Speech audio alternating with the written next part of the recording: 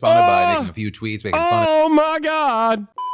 On that note, we got a Philip DeFranco mention. The Hasan Musk Assassin's Creed Shadow situation divided the internet. Today, we got to talk about the so-called anti-woke video game culture war once again sparking up because of the game Assassin's Creed Shadows. With really getting into this weird, funny place. Right? I mean, it's gotten to the point where even the company behind the game, Ubisoft, has waded into the trenches and they're clapping back at self-described anti-woke figures and defending creators like Hasan Piker. Right? But to fully understand how we got here, we also have to go back a little bit. But really, if you're at all into video games and also somewhat online, you've probably at least heard about some of the controversy. Because really, ever since it was revealed that the main characters of Shadows were a woman ninja and a black samurai, the so-called anti-woke people have kind of been at the game's throat. And while there are several things that are hit on, mostly they claim that the game is forcing the black character Yasuke into a prominent role when the game is set in feudal Japan. Now with that, Yasuke is based on an actual figure and there's a lot of historical debate about him, but the most commonly accepted thing is that he was given at least some kind of status in Japan and likely a samurai. But, regardless, it's a game about a secret society of assassins and there's bound to be some creative liberties, right? And that was all before the game actually even came out. So, ever since its release this month, we've seen figures in the anti-woke gaming sphere like Mark Grumm's Kern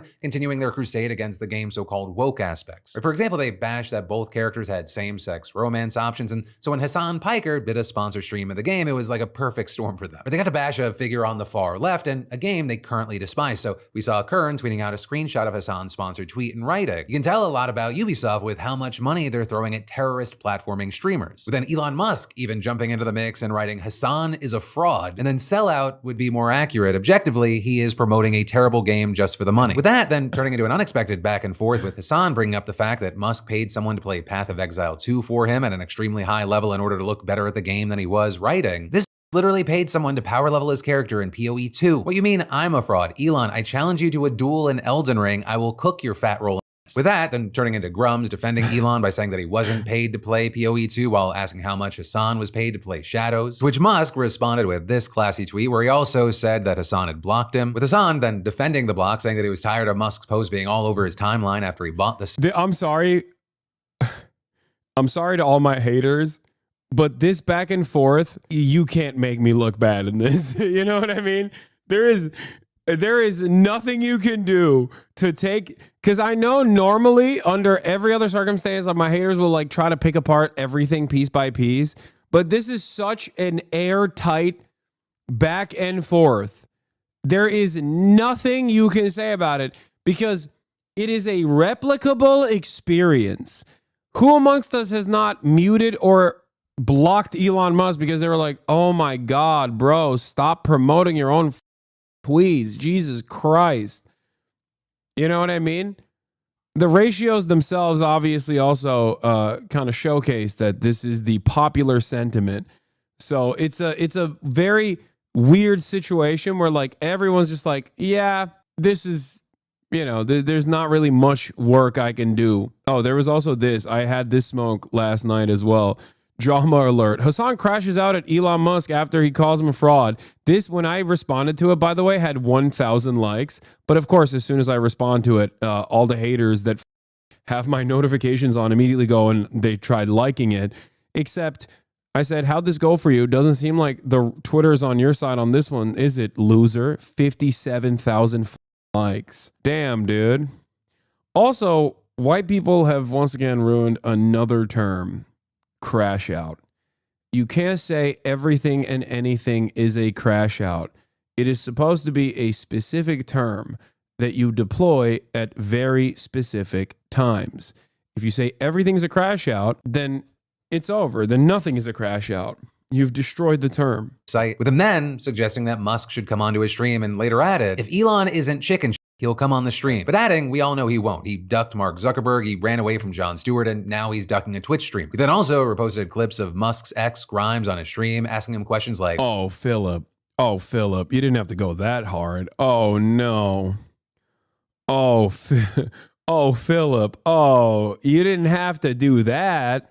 Why are you so buff? And while he was live yesterday, he also joked, I'm gonna have Grimes on again on the broadcast. You keep this shit up, Elon.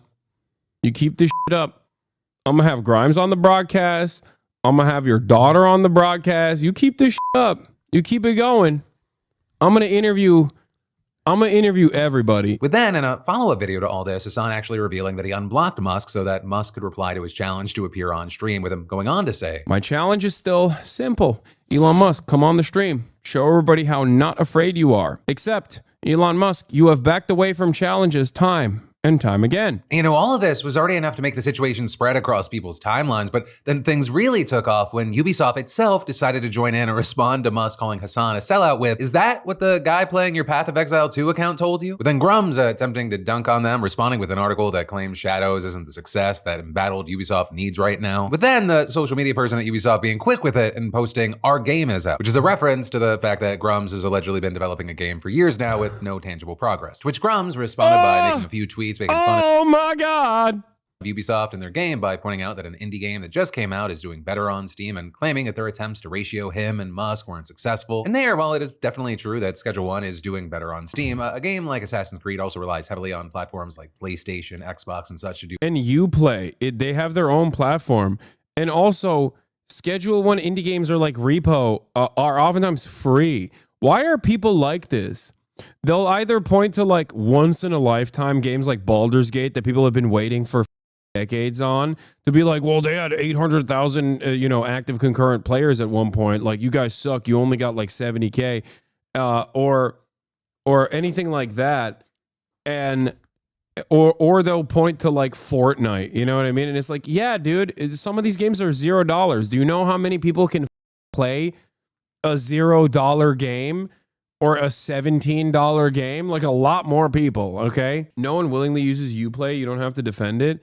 No, I'm not saying people willingly use Uplay. I'm saying that people do get the game off Uplay or numerous other avenues, especially when it's cheaper, if it's like Ubisoft Plus or whatever, you know? But regardless of the fact, someone spending $70 on a game is very different. Do well, so that's not a huge indicator. But then also regarding the ratio, it looks like he took the screenshot right when it happened, because as of recording, it is a blowout with Musk's and Grum's tweets collectively getting 81,000 likes, whereas Assassin's Creed's clapback is sitting at 585,000. And this is, they also went on to retweet their burn against Musk with a quote from their own game, which also went viral. But I mean, it's even gotten to a point where it's spawning its own popular memes, and you have people claiming that the fact that the company stood up to Musk was enough for them to buy the game. Dude, that was the funniest part. Hella people were like, you know what, I'm buying it. And that's good. It's good for two reasons, okay? I'm not saying this as someone who did a hashtag ad for Ubisoft, and holy, they should be celebrating me and the social media manager for literally getting them a unlimited amount of organic advertisement. It is crazy, okay? But the reason why I celebrate it is because I think people are sick and tired of these losers. I think this was a cathartic moment for a lot of people where these losers have been so loud on the timeline, like constantly chirping, like, oh my God, don't play this game. Don't, like, they have become significantly worse than the SJWs, because at least the SJWs are like advocating for empathy. They get annoying. Radlibs are annoying. That much is true. But at least they're like annoying in the direction of things that people agree with. Radlibs make agreeable positions annoying and unagreeable. These guys, on the other hand, make unagreeable positions impossible to contend with. Like, no one wants to hear from them. No one wants to hear from Radlibs, but they still kind of agree. They're like, yeah, don't be racist. That's up. These guys are like, you have to be racist.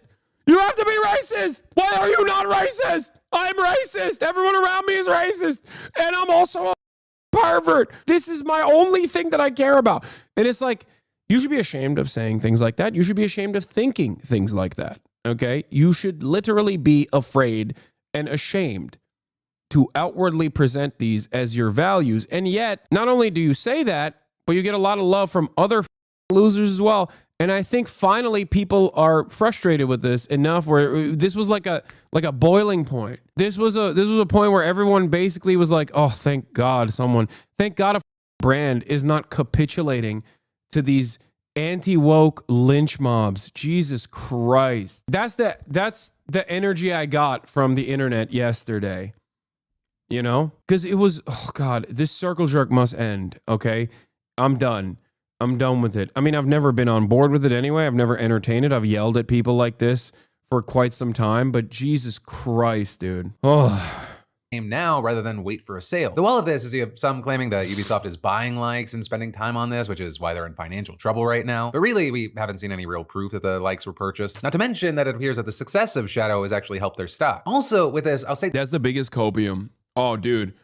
Yeah, people don't hate us for constantly yelling that like the main character is black or a woman or the credit sequence is too long, or any number of different things that we made up and got upset about the things that we made up. Like, I imagined you doing something that you didn't do, and now I'm angry at you. Like, all this stuff. All this, like, shitty girlfriend behavior, okay? Like, in my dream, I dreamed that you were cheating on me, and now it's your fault. Like, that's basically how Grums operates, or a lot of what these, like, right-wing accounts do is basically...